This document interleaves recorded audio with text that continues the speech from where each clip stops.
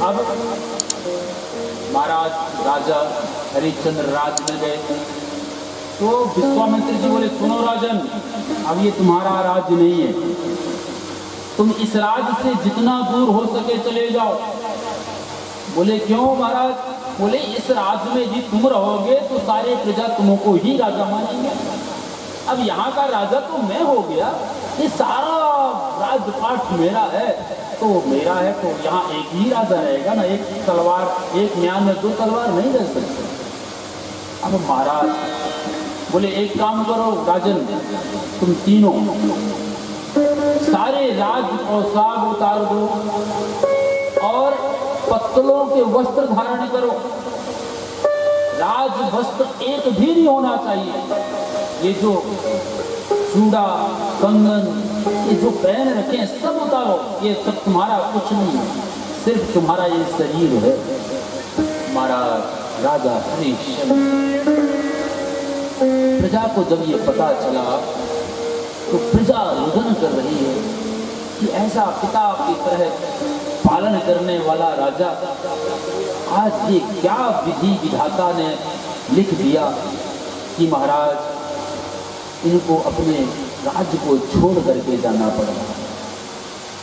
राजा हरिश्चंद्र सारे वस्त्रों को उतार करके, राज चिन्ह आदि उतार करके,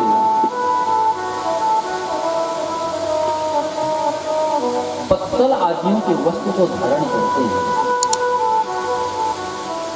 अब धीरे धीरे जा रहे हैं तो प्रजा के जो प्रजाजन हैं वो सब राजा से मिलने आते हैं। तो महाराज यहाँ पर बड़ा क्रोध आता है विश्वामित्र जी को।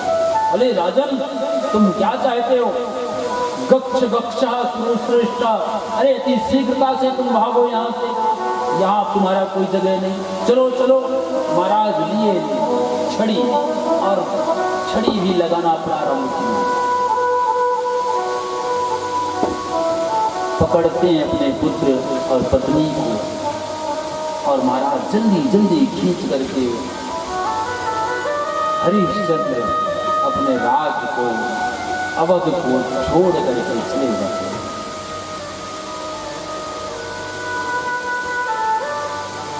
जो राजमहल का उपभोग करने वाला वो चक्रवर्ती सम्राट,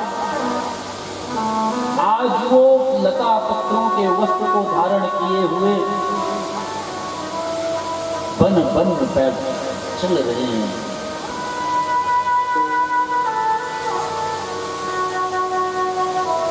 समय निकलते गया।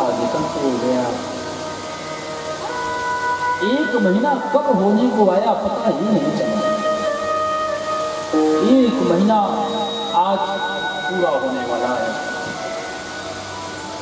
कि तभी महाराज विश्वामित्र जी उपस्थित हो जाते हैं। राजन, तुम्हें ज्ञात है आज तुम्हारा पूरा 1 मास पूर्ण होने वाला है। यदि आज तुम मुझे राजसूय यज्ञ का दक्षिणा नहीं देते हो तो तुम अवश्य नरक में जाओगे। राजा हरिश्चंद्र बोले, देखो महाराज, आप तो ऋषि हैं, आपके हृदय तो बड़ा कोमल है, आप में तो बड़ी ममता भी है, तो कृपा करो। अभी तो पूरा सूर्य अस्त होने में वक्त है, सूर्य अस्त होने में अभी वक्त है। जब सूर्य अस्त हो जाएगा तब 1 मास होगा। तो महाराज मैं कुछ न कुछ यत्न करता हूं। महर्षि विश्वामित्र जी बोले, देखो ऐसा है, तुम जो भी यत्न करो परंतु ध्यान रहे मुझे पूरा दक्षिणा चाहिए, एक भी कम नहीं चले। अब महाराज राजा हरिश्चंद्र के आंखों से अश्रु गिरने लगा। सोचने लगे कि इससे अच्छा कि मैं अपना प्राण, मैं अपने पुत्र जो सुकुमार अवस्था में, मेरी पत्नी जो कभी महल से बाहर नहीं निकली है, आज वो दर दर में कंकड़ और कांटों पे चल रही है, मेरा मर जाना ही है। अब मैं कहाँ से इतना सारा धन लाऊं जिस धन से मैं विश्वामित्र जी को दान दे सकूं। अचेत अवस्था में हो जाते हैं। इधर पत्नी उनकी वो भी बड़ा दुखित होकर ईश्वर से निवेदन करती है कि हे प्रभु, ये राजा जो सबके हित करने वाले, जो सबके दुख को दूर करने में तत्पर रहने वाले, आज इनको इतना बड़ा दुख, जो मखमल के गड्ढे में शयन करते थे, जब ये बैठते थे इनके आगे पीछे दास दासियां चमर डुलाती थी, आज ये पृथ्वी पर अचेत। हे विधाता, ऐसी कौन सी भूल हो गई है? हमारे पति ने तो शुभ कर्म ही किया था, कि उसका इतना बड़ा दंड क्यों? तभी उनकी धर्म पत्नी अपने पति से जब उनकी चेतना आई और कहने लगे कि देखो स्वामी, आप एक उपाय है। क्या क्या उपाय है? बोले देवी स्वामी, आप एक काम करो, मुझे आप बेच दो, इससे जो धन मिलेगा उस धन को महर्षि विश्वामित्र जी को देना। और जैसे महाराज राजा हरिश्चंद्र के कानों में सुनाई थी कि उनकी पत्नी कह रहे हैं कि इन्हें विक्रय कर दो, महाराज राजा हरिश्चंद्र पुनः अचेतना को प्राप्त हो जाते।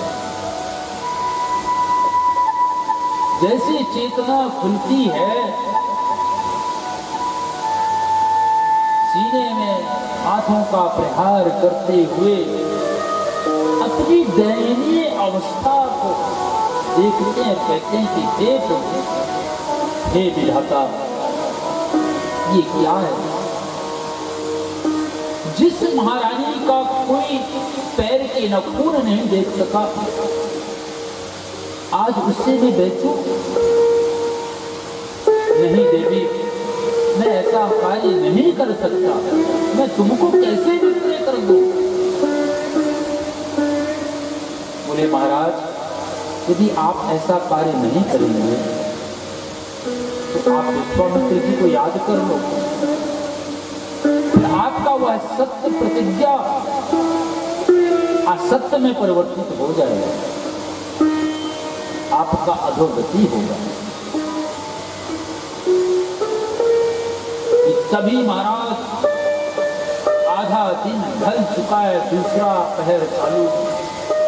विश्वामित्र जी पुनः वहां उपस्थित हो जाते हैं। राजन, बड़ी क्रोधावेश में आकर, मेरी दक्षिणा।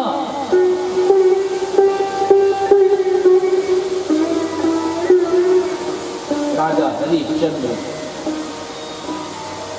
विश्वामित्र जी को देखते ही पुनः बेहोशी हालत में ये फिर आ गए।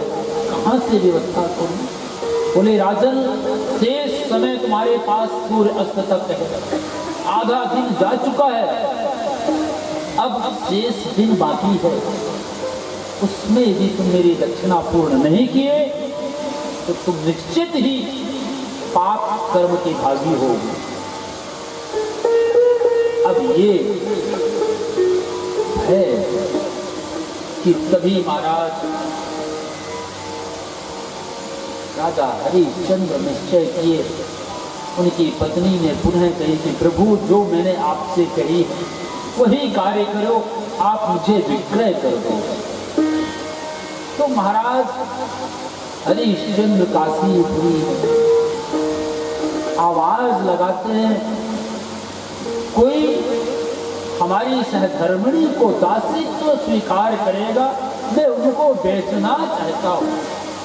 ये सभी कामों में दक्ष हैं, ये सारे कार्यों में निपुण हैं, बड़ी सुशील है, हृदय तो विदीर्ण हो रहा है, आंखों से अश्रुपात हो रही है और उच्च सुरों से घोषणा भी कर रहे हैं कि कभी एक ब्राह्मण आते हैं। और महाराज बहुत सारा स्वर्ण मुद्राओं को देकर उनकी पत्नी को खरीदते हैं। कहते हैं देखो मेरी पत्नी इतनी सुकुमारी है कि वो कोई कार्य नहीं कर पाती, इसलिए मैं तुम्हारे इस दासी को अपने यहाँ लेके जाऊंगा और मेरी पत्नी की सहायता करेगी।